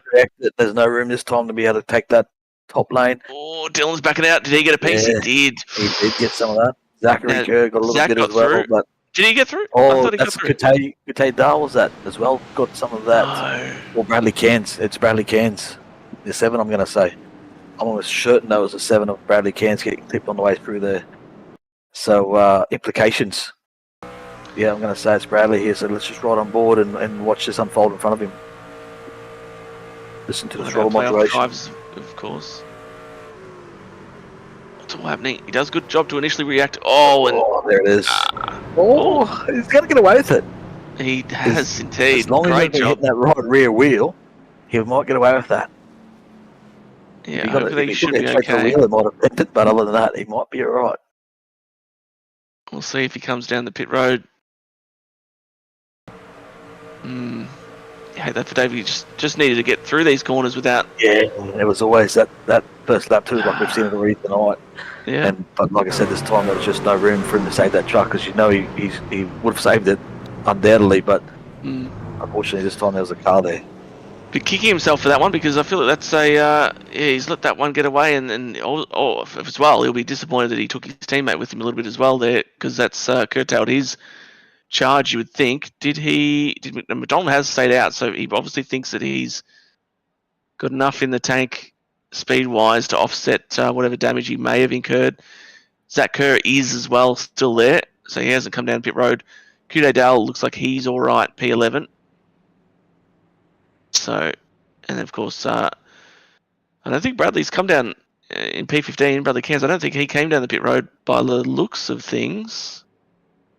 He stayed out. He obviously felt confident enough. Didn't get a meatball or anything to suggest that right rear was in trouble.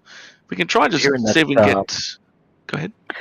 Sorry, hearing that Griffiths has actually got some pneumonia. So he's battling with pneumonia at the moment. So that is suboptimal. Not ideal, but at the moment, I'm sure he's battling pretty hard. And he's probably not feeling the effects of it until this race is over, I'd say. No, that's it. I mean, once the adrenaline sort of kicks in, I think it's probably overcoming those challenges. A bit of the Michael Jordan flu game about Griffith's challenge here. If he can really, someone needs to take it to these restarts, and, from the P3 position, even the P2, but someone from the inside line needs to really stick with the leader.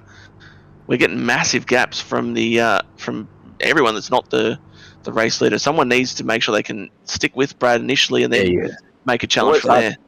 Always hard that outside car on the outside of the leader to get the jump, but you're in the box seat behind the leader, like you're the first to see the leader go. You almost should go with the leader there to an extent.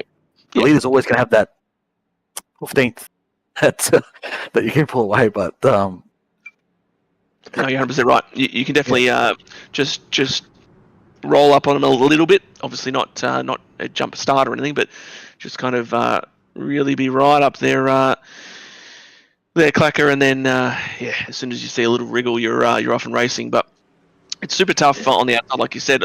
Probably the best restart I've seen was Ryan Jones recently on the outside, made an absolute blinder. Not last week, but or in the trucks at least, but in the Xfinity. So you be right in that corner. Yeah, it's that was a rip up. But let's see what we can do here. As the green flag is out once again. Newman, of course, charges away from the lead, and look at that. We've got daylight once more. I think Josh is even. Not down there. He's there. He's managed to clear Griffiths before. He didn't quite get. Yeah, he didn't quite get it cleared.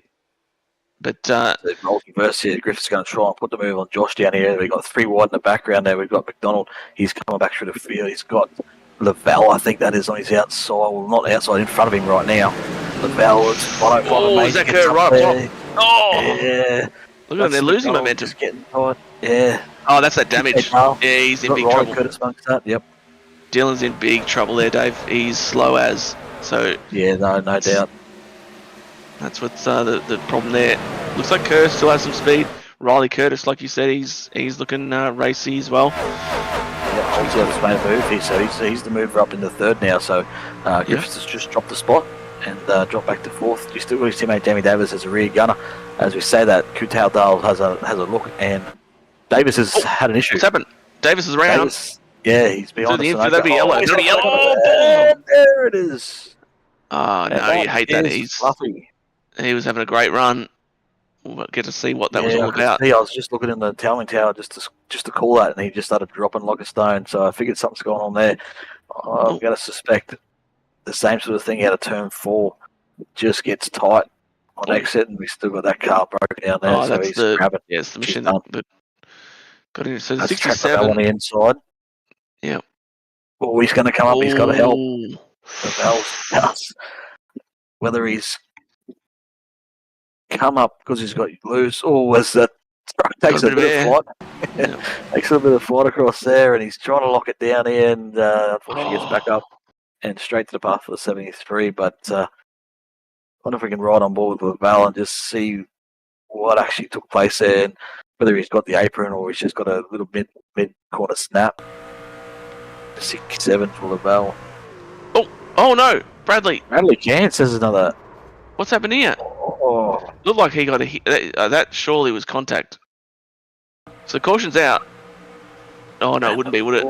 Caution's not quite out. Just runs him over.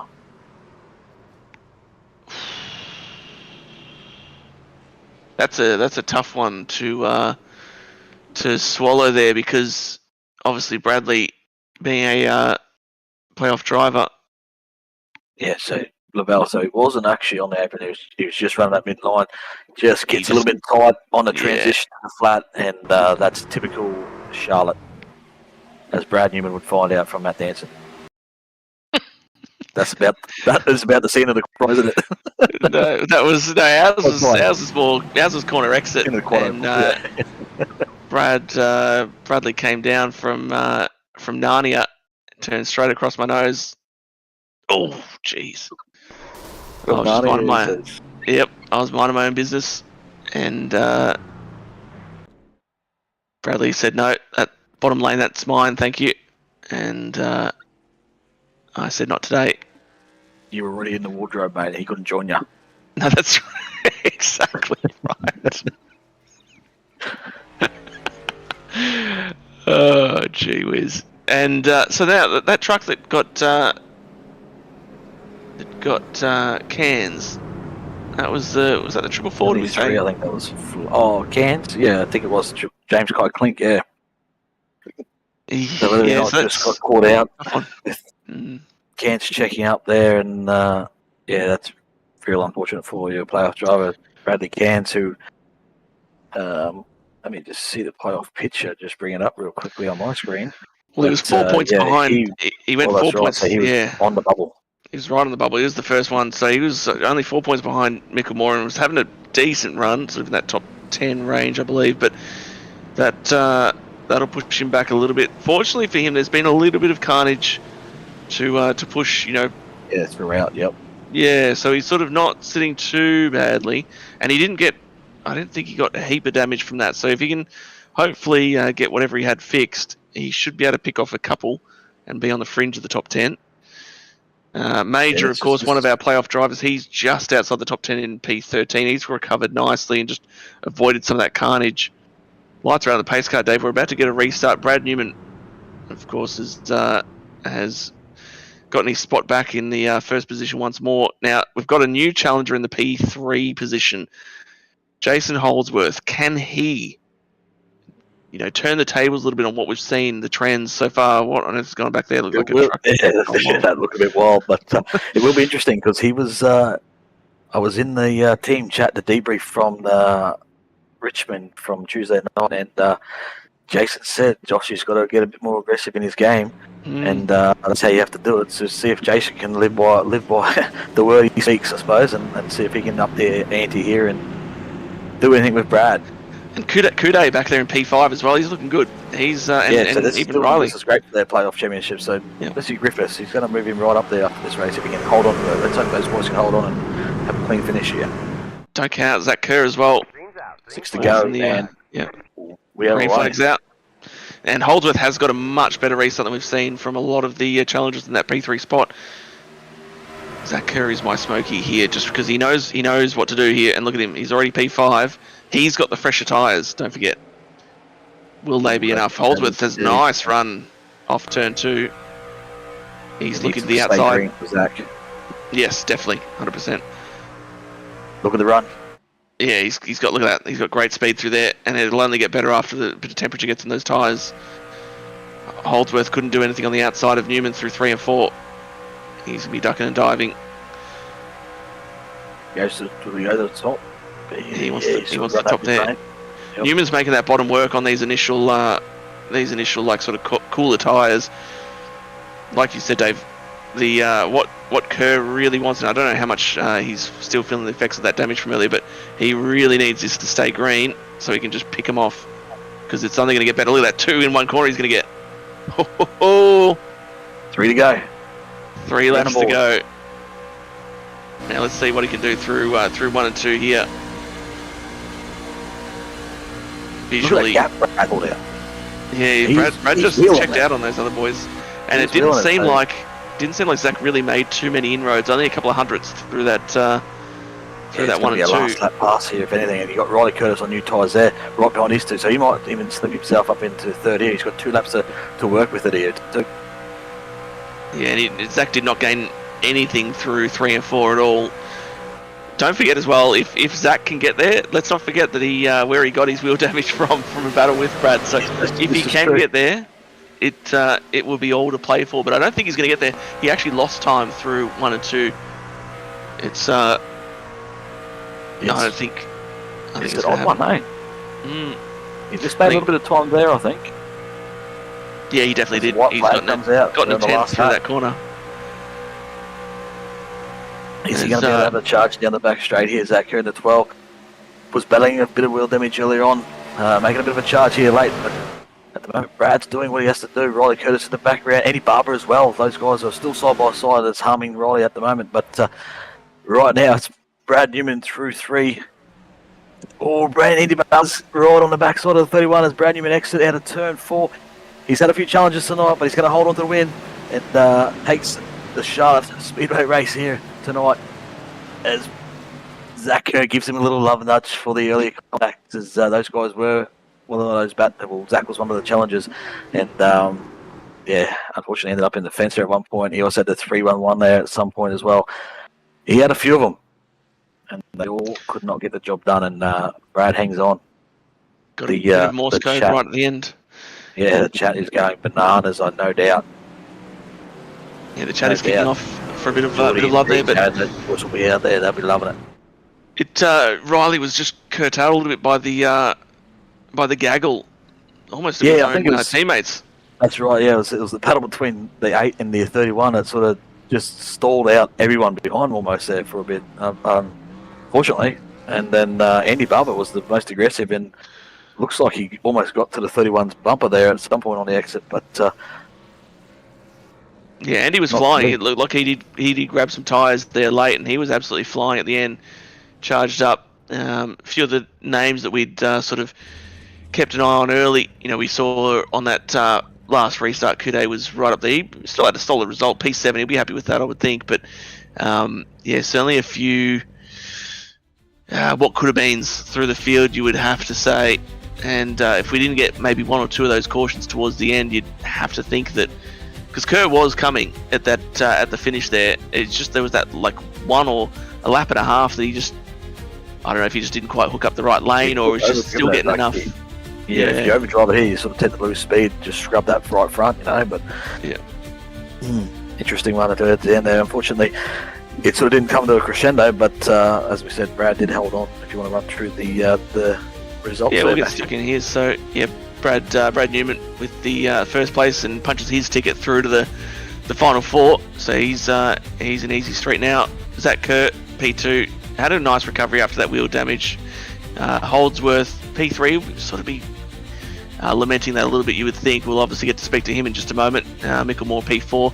Riley Curtis, we spoke about him just being blocked a little bit towards the end there. Maybe had a bit more speed up his sleeve. P5. Andy Barber, a nice return there with P6. Kude Dale, solid result in P7. He'll be happy with that one, you'd imagine. Brandon Griffiths was right up there and looking good towards the end, but unfortunately just faded late for a P8. Still a solid result. Brad Wright recovered after a bit of back and forth with strategy. P9. Trent Lavelle was in the wars a little bit, but will be very pleased with the top 10 as he builds more confidence and experience.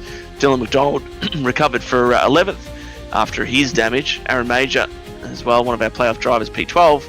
Cameron Pammett, P13. Bradley Cairns, bit of a sad story there. He ran well all night, but just got caught up in something late, P14.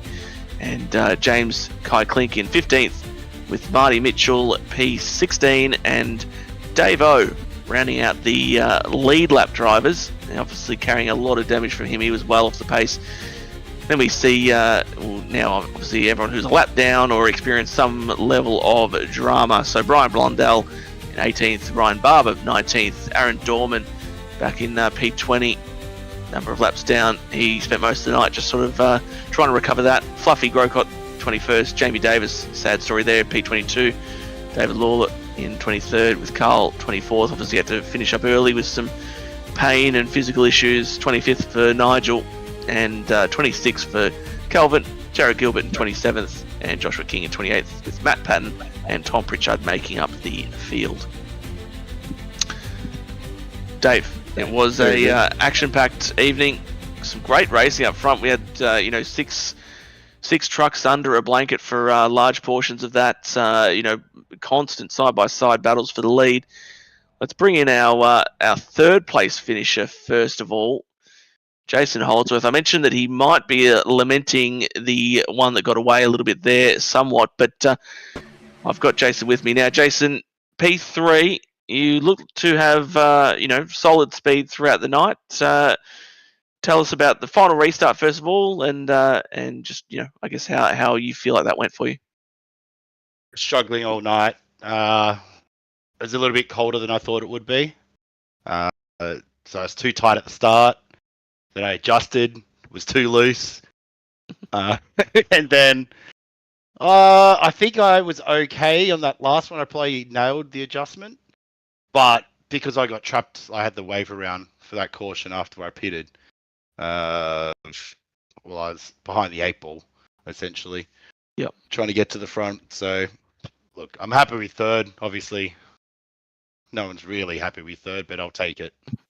Solid points, no doubt, for the playoff pitcher, and obviously Newman ahead of you punches his ticket, but you'd be pretty pleased given your the playoff points situation you faced already. That puts you in a pretty shall we say comfortable-ish position for the remainder of the two races. Obviously, looking at the playoff picture there in front of us, you had the 26 points already rolling into tonight. A solid P3, or you would imagine, barring something crazy happening, should have you in pretty good sledding for the remainder of this round. But obviously, any other, I didn't really have any I wasn't able to get stuck into tonight too much, I don't think. But you actually did nail that final restart. I felt like you got to the inside of Brad, if memory serves. I don't know if we have the pictures of that final restart here, but I think it's the outside. oh, the outside. Yes, no, you're 100% right. Yeah. You had the And you it had the just run on him. Wouldn't stick. Wouldn't stick. Okay. Yep. Yeah. Trust me, I was trying to hang it on the outside, just wouldn't stick. Yeah, we're getting excited because it seemed like the outside lane was the strong lane, but perhaps was that after a few laps had been on the tyres, I suppose. 30 or so green flag laps until the Mm. top side really comes in. Yeah. There's just too much pace on the bottom. Like I tried going to the outside of Brad, but you can just see the speed on the bottom was too much. Like I believe in 1 and 2, I full throttled it, and Brad full throttled on the bottom, and he just drove away. So Yeah, we did. it's what it sort of is. see that Take what you visually can. from the onboard. Yeah, good result nonetheless. I'll hand you the mic for a moment, just obviously so you can get through your obligatories. Yeah, just thank you to JT, all the hard work he does. I won't thank the Nitro team because they came in here because they told him I wanted to win. A heap of them showed up to try and take it away from me. But yeah, thanks to all the boys, and obviously Russ and JT who build setups and stuff for us. So thanks to them, and you guys in the box, of course. Fantastic. It was another great race, and again, yeah, as mentioned, solid result. P3, certainly nothing to sneeze at. Well done, Jason. And obviously, Dave, you've got our second place finisher. Had a very eventful evening, and looked like he was maybe going to just come through and sneak that one out at the end. But you've got Zach Kerr with you. Yes, certainly he was one of the challengers for Brad tonight, and especially sort of in the early stage of the race. Zach, obviously, not the ideal result getting that damage, but managed to fight back. Talk us through your night, mate. It was pretty eventful night. Thought I'd jump in the trucks tonight since I wasn't working, and it's been a while since I've driven these, so I thought I'd have a go. It was a lot of fun actually. Had to do some good door-to-door battling with Brad, which ended in a little bit of contact, which wasn't the greatest, but I think it was 25-30 seconds of right front toe damage that I had to fix, and once I fixed that, it was just trying to salvage a good result. Yeah, well, you did well to manage that that phase of the race because you sort of like we call it on live was you just dropped through the field and you just had to battle where you're probably not used to sort of battling back there and with one arm behind your back there and sort of a sitting duck, but managed that well and stayed out of trouble, and then obviously hoping for a caution didn't come too late for you. We were able to get that fixed. So, once that happened, the truck felt all right. Yeah, it felt good after that. I took 2 tyres towards the end, just a bit of a gamble for track position and try and finish at a good result. Interesting, because we were wondering, we were calling you. Ooh. We thought you were going to come at Brad a lot quicker than you did because we thought you actually had 4 tyres. So you were coming in, but not enough, obviously, now, in hindsight. not enough time in the end, but given a couple of laps, you would have been with him. So that's just interesting. So the 2 tyres, was that on the... What lap was that? What cushion was that? I think it was round lap 109, 110 was that caution, when I think it was one of the trucks turned themselves over my nose on the front stretch, and I thought after that I just needed more track position, so 2 was just the better option for me. Yeah, I'm surprised actually we did notice that, Matthew, because Zach was sort of buried there and sort of appeared out of nowhere towards the end here, which was great to see, a good fight back. But P2 tonight, that's the sort of best you can hope for after that damage. Shout out to sponsors, mate. Just massive thanks to the Nexus Esports guys, P1 Docs for not being on this car, but on our B car and everything, but for helping us with the sets, and you guys for the broadcast. Beautiful. Congratulations, P2 tonight. And that's our second place getter tonight, Zach Kerr, which is good to see him back in the trucks tonight and hanging it out with the gang and having a run. So we appreciate him coming out tonight. Nice result. Yeah, interesting with the 2 tyres. I wonder if it would have been better served to get the 4 instead, but obviously we'll never know. I've got our race winner here, Brad. You obviously yet another. I think that's 3 in a row, if I'm not mistaken, for the trucks for you there. Obviously, you punched your ticket to the final 4. looking very much the man to beat for the championship for sure. But you had a number of challenges this evening. Talk us through the events for you from your perspective. Thanks, mate. Yeah, basically what you said. There was a lot of cars raced at the front. I'm not the best with names, but there was a lot of them I had a good race with. It was good fun. You had a particular, I would say probably the most intense battles you had was Dave O, the American gentleman, and then also got into it a little bit with Zach. Now, obviously, I know you guys would have been spending some time having a bit of a chat before we were able to grab you. Did you review those sequence of events with each other? Yeah, I had a heap of fun with Dave. That was good racing. I'm not too familiar with him, but that was a lot of fun. Yeah, the one with Zach, no, I'm innocent. Done nothing wrong there. Speaking of innocent, actually, Dave Douglas in the booth, we were filling some time during one of the yellows. I'm going to cut in here. Okay, you take over. You take over. I want to give you a right of reply. So we reviewed history at Charlotte, as you'd be aware, and I see where this is going. Yeah, that's right. Yeah, and the comments from Danson were, "You came from Narnia to turn yourself across his bumper." I just want to give you a return serve and give us your take on that, mate. On the event that happened many years ago. That's correct. Yeah. I think I was very well clear, and he's cut the track to make sure he got into the corner of my car. No, that was just, I wasn't looking in the mirrors. That one's on me. And every time I exit turn 4 at Charlotte now, I just think about that. So it's in my head. Yeah, there you go. Yeah, we had some fans in the chat, mate. We just wanted to make sure we gave you an opportunity to reply. So. No, that one's on me. There was a lot of Newman fans in the chat tonight. Actually, it was getting very rowdy, but weathered the storm. It was okay.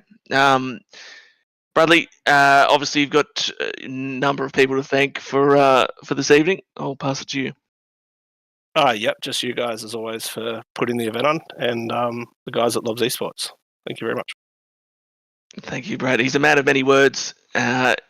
He's 3 in a row now, and looking very solid for the championship indeed.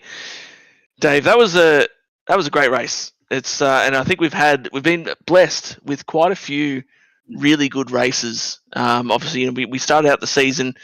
It's a sort of a development league, I suppose you'd say, in a way, but been really fortunate with the number of drivers coming in here and mixing it up, whether it's the guys that are just getting more acquainted with this style of racing, or the guys that have been here, done it for ages, like your Newmans, your Kerrs, Mickelmores, and so on. We've really been blessed with some real hard racing, but I'd say fair and certainly bloody entertaining. So another huge one. Any final thoughts from yourself before we wrap things up? Yeah, just to back up what you're saying there, it's we've been spoiled the last few weeks with some great races, which makes it much easier for us up here at those guys to provide entertainment. And look, we're getting some new names up there. Brandon Griswold, he faded to 8th in the end there after that late restart, but he was up there. He had a shot. Kute Dahl, he's finished 7th tonight, so he's up 17 positions from where he started. So it's a good night for him, especially being the playoff picture. Who else we've got there? And he mentions up the top there, Andy Barber, 5th. He finished 4th the other night in the trucks. Great recovery.